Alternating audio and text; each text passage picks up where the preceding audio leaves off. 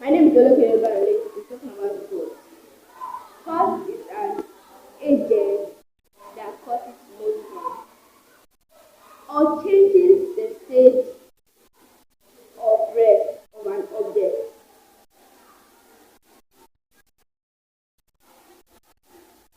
Thought also be defined as the product of mass and acceleration. I'm talking about magnetic force. Magnetic force is non-contact, is a non-contact force. I'm demonstrating magnetic. I'm demonstrating a magnetic toy car. It's a magnet.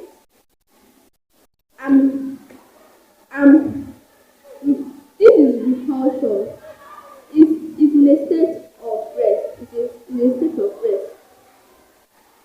Now, so I'm going to record. I'm going to record it.